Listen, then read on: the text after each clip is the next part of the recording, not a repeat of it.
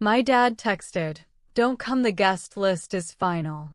Then he saw me in a White House magazine. The text from my father arrived while I was standing in a silent hallway outside a federal conference room where nobody was allowed to have their phones on. I looked down anyway, expecting a simple reminder about the family reunion scheduled for Saturday. Instead, I read 6 words that landed harder than any punch I'd ever taken. "Don't come. The guest list is final." That was it. No greeting. No explanation. Just a period at the end, like he had officially erased me from the family. I stared at the screen until it dimmed.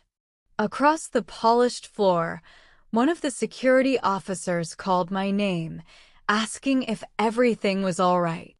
I forced a smile, slipped the phone into my pocket, and answered, "Yeah, just family stuff." He nodded without asking another question.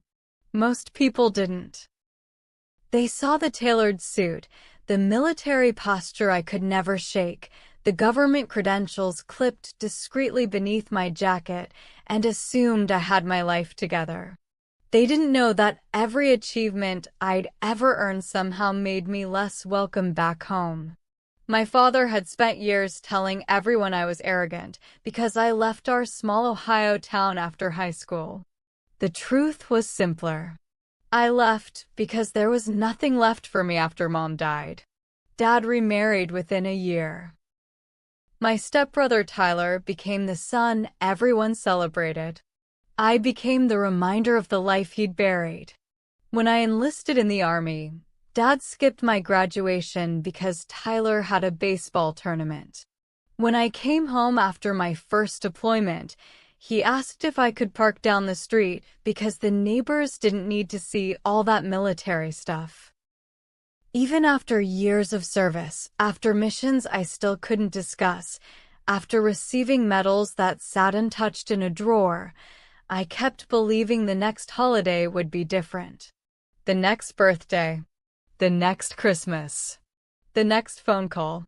Yet here I was again, reading another rejection from the only parent I had left. Then another message appeared. "Tyler's engagement party isn't the place for old drama. Please respect my decision." Old drama. I laughed out loud, though nothing about it was funny. The irony almost made me dizzy. I hadn't argued with anyone in nearly 2 years. I'd sent birthday gifts, holiday cards, and polite texts that mostly went unanswered. Somehow, my silence had become the family problem. I deleted the messages, locked the screen, and walked into the conference room as though my heart hadn't just cracked open again. Nobody inside noticed. They were too busy discussing an event in Washington scheduled for the following week, an event involving national recognition, distinguished guests, and a publication that would be distributed across government agencies. My role wasn't supposed to be public. In fact, almost nobody outside a handful of officials even knew my name. I preferred it that way. Recognition had never been the reason I served. Still, as the meeting ended, one senior official handed me a proof copy of a glossy magazine and said quietly, "Your story deserves to be told." I glanced at the cover without opening it and slid it into my briefcase, never imagining that one photograph hidden inside those pages was about to collide with my father's perfect version of reality. Saturday arrived with clear skies over Ohio, while I spent the morning hundreds of miles away, inside a historic building where every detail was planned to the minute. The ceremony itself remained confidential, but cameras from several official publications documented the event. I stood beside decorated veterans, law enforcement leaders, and public servants whose sacrifices dwarfed my own. We exchanged handshakes instead of speeches. One retired Marine leaned over and whispered, funny how strangers appreciate you more than relatives sometimes." I looked at him in surprise before smiling. "You too." He chuckled. "Son, if they wrote books about families, nobody would believe them." His words stayed with me long after the ceremony ended. Later that afternoon, while photographers gathered everyone for one final group picture, my phone buzzed again. This time it was my Aunt Linda. Unlike Dad, she'd never completely shut me out. "I heard you didn't come. Your father says you chose work over family again. I wish people knew the truth." I read the message twice before locking my phone. There it was. Even in my absence, I had become the villain. I imagined Tyler laughing with guests, while Dad accepted congratulations from relatives who probably believed I simply didn't care enough to show up. None of them knew about the text. None of them knew I'd never been invited in the first place. I almost sent Aunt Linda a screenshot. My thumb hovered over the screen before I stopped myself. What would it accomplish? Dad would deny it. Tyler would call it fake.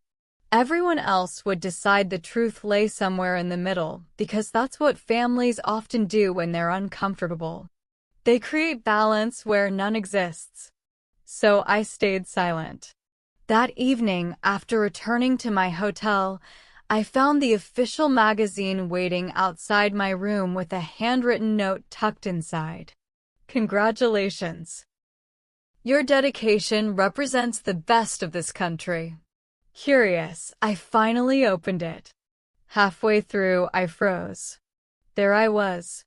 A full-page photograph standing beneath one of the most recognizable buildings in America after the ceremony, accompanied by a feature describing years of military service, followed by federal leadership on high-profile national security initiatives. My full name appeared beneath the image. The article mentioned awards I'd never spoken about publicly and quoted one sentence from my acceptance remarks: "Real honor begins when nobody is watching." I closed the magazine almost immediately, uncomfortable seeing myself presented that way. Recognition had always felt temporary. Family rejection felt permanent. I tossed the magazine onto the desk, ordered room service, and spent the evening answering work emails instead of celebrating. Across the country, while I quietly ate dinner alone, copies of that same magazine were already being mailed to government offices, libraries, civic organizations, and, through an unexpected distribution partnership, several community leadership programs, including one hosted in the very county where my father lived. By Monday morning, I had nearly forgotten the magazine existed until my assistant rushed into my office carrying her tablet with an expression I'd never seen before. "Sir," she said carefully, "I think your personal life is about to become very complicated." She turned the screen toward me. Social media posts from my hometown were spreading faster than anyone expected. The County Veterans Association had proudly shared the article, congratulating local hometown hero Daniel Carter on national recognition. Hundreds of comments flooded underneath. Former teachers remembered me. Old classmates expressed shock. Veterans posted salutes. Then I saw the comment that made my stomach tighten. It came from Tyler's future mother-in-law. "Wait, isn't this the son Richard said barely holds a steady job?" Beneath that, another reply appeared. "That's impossible. Richard told everyone Daniel never amounted to anything after leaving town." More comments piled on every minute. People who had attended the engagement party were tagging my father, asking why he had never mentioned any of this. Someone uploaded a photo from Tyler's celebration where Dad stood proudly giving a toast about family loyalty.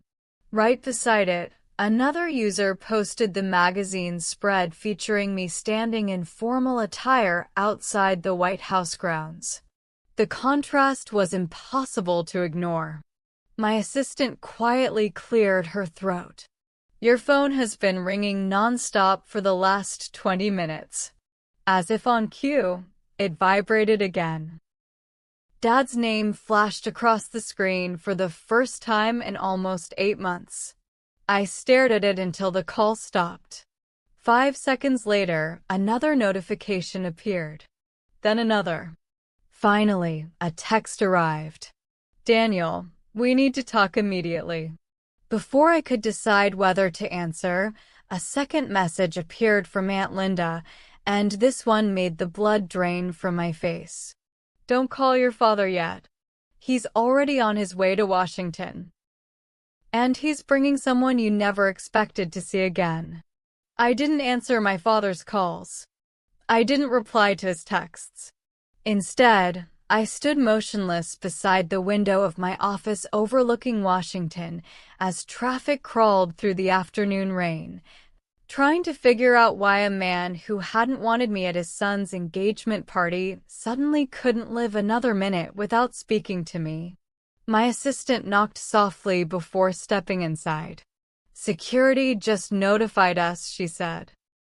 "A visitor is asking for you by name. He says he's family." My pulse barely changed. "Richard Carter?" I asked. She shook her head. "No." A woman. Every muscle in my body tightened.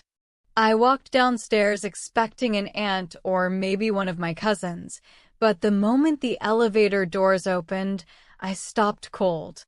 Standing near the security desk was a woman I hadn't seen in almost 14 years. Sarah Whitmore, my former fiancée. The woman who disappeared 3 weeks before our wedding after telling me she needed a different future.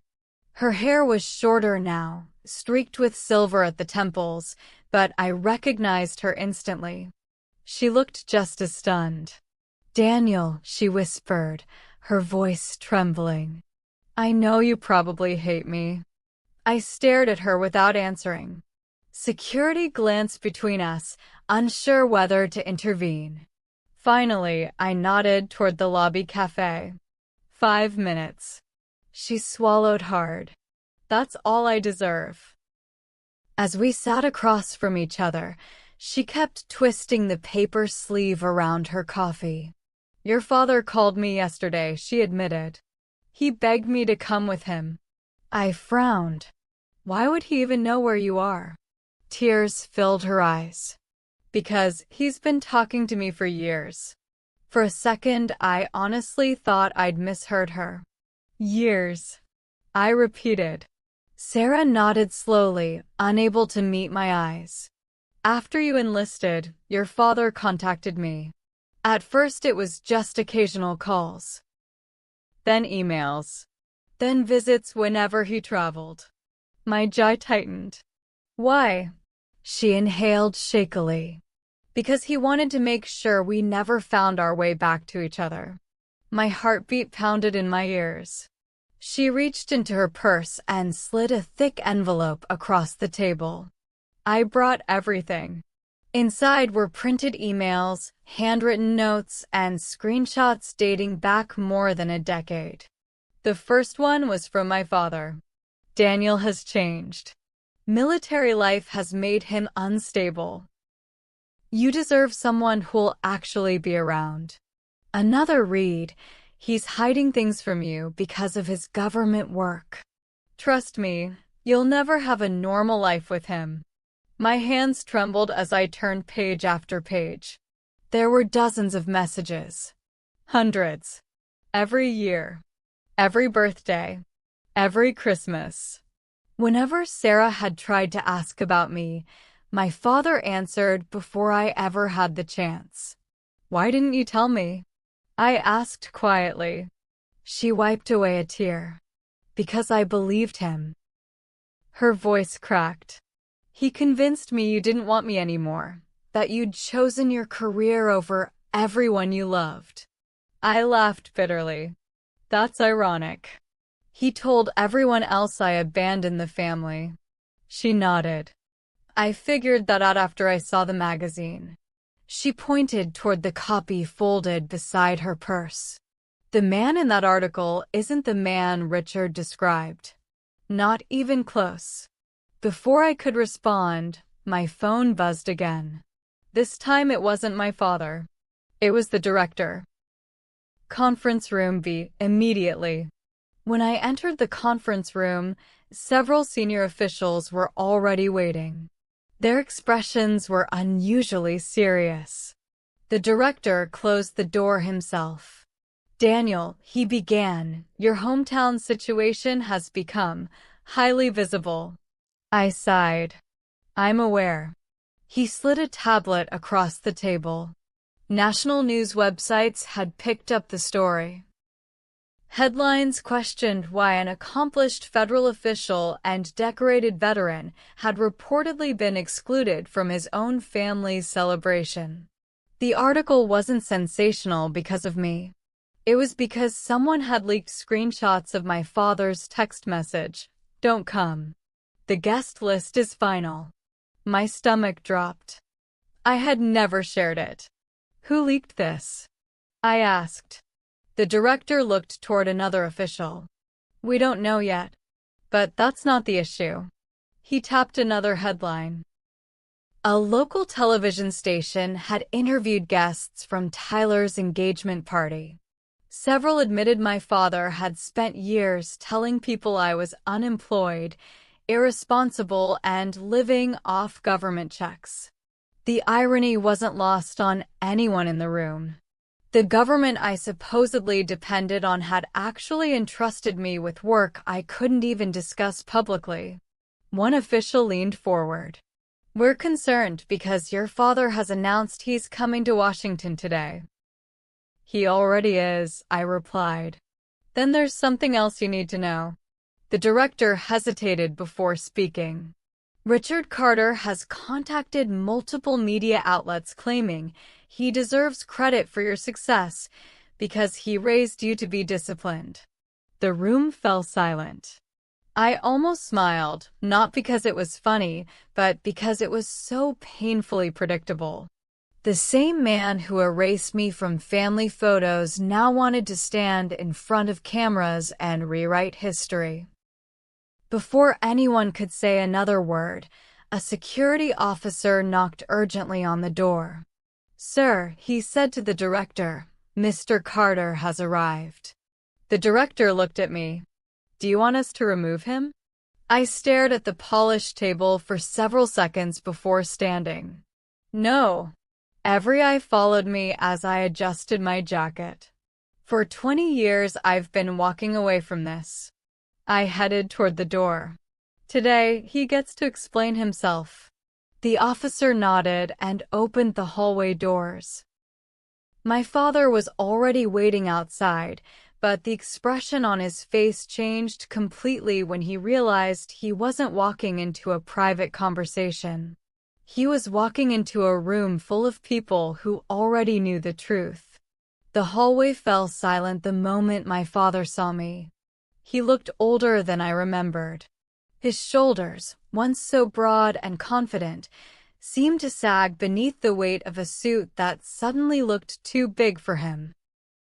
For the first time in my life, he wasn't the one controlling the room. Two security officers stood nearby, not because he had done anything wrong, but because this was a secure federal building. He took one hesitant step toward me before stopping. Daniel, he said, his voice cracking just enough to sound unfamiliar. Son, I've been trying to reach you. I didn't move. You already reached me, I replied evenly. You texted me. Don't come. The guest list is final. His eyes darted toward the officials standing just inside the conference room. Only then did he realize they had heard every word. That wasn't what I meant. I held his gaze. Then what exactly did you mean? He opened his mouth, but no answer came. Behind him stood Tyler, wearing the same expensive jacket he'd worn at his engagement party. He refused to look at me. Instead, he stared at the floor like a man hoping it would open beneath him. The director quietly stepped back, giving us space while remaining close enough to observe. My father cleared his throat. "Can we talk somewhere private?" I shook my head. "You wanted everything about me to stay private for years. Today isn't one of those days." His face paled. "Daniel, please." I reached into my briefcase, removed my phone, and opened the screenshots of every message he'd sent over the past several years. One after another. Birthdays ignored. Holidays canceled. Invitations withdrawn. Excuses. Rejections. Finally, I held up the screen displaying the last text. "Read it," I said. My father hesitated. Out loud. His hands trembled as he took the phone. Every person in the hallway waited in silence. Barely above a whisper, he read the words that had broken something inside me only days earlier. "Don't come. The guest list is final." When he finished, the silence became almost unbearable.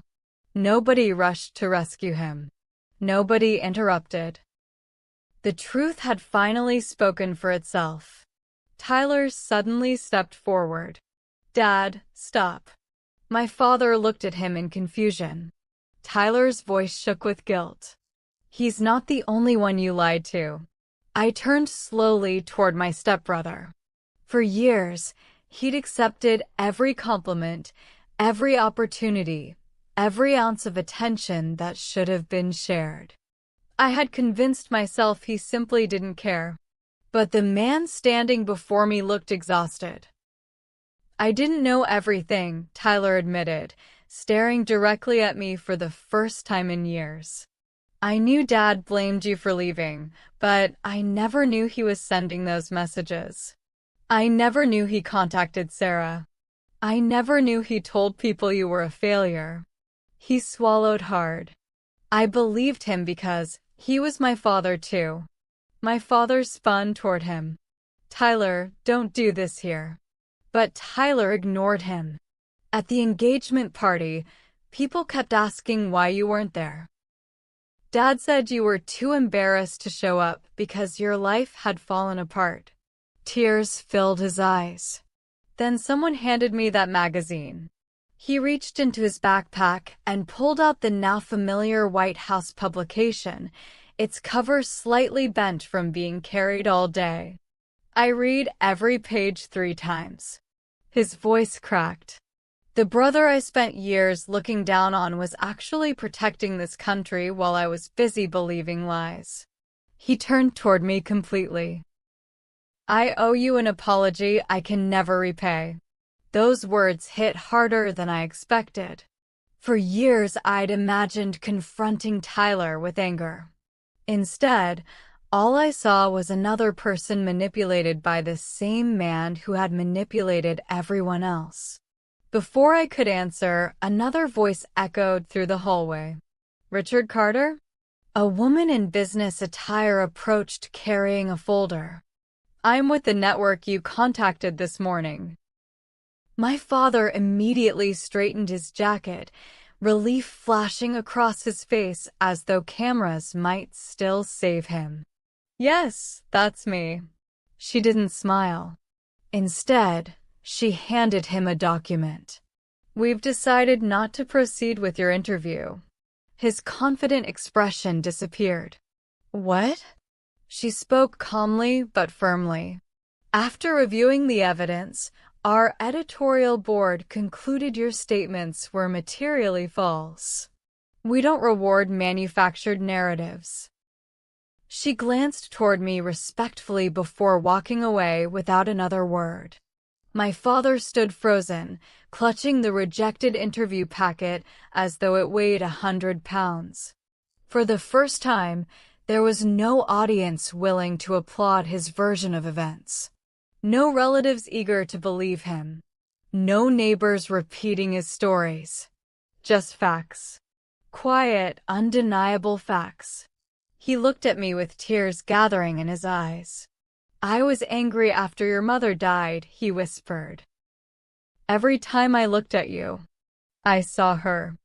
I couldn't handle it. My chest tightened, but I remained silent. When you left for the army, I convinced myself you abandoned me first. It was easier than admitting I'd already pushed you away. His shoulders collapsed. Every year you became more successful, and every year I felt smaller. He lowered his head. So I kept lying because I didn't know how to stop. The confession hung in the air like a weight no one could lift. I thought it would make me feel victorious. It didn't. It only made me realize how many years had been stolen from all of us. I took one slow step toward him. You didn't destroy my career, I said quietly. You didn't stop me from serving. You didn't stop me from building a life. I paused, fighting the emotion rising in my throat.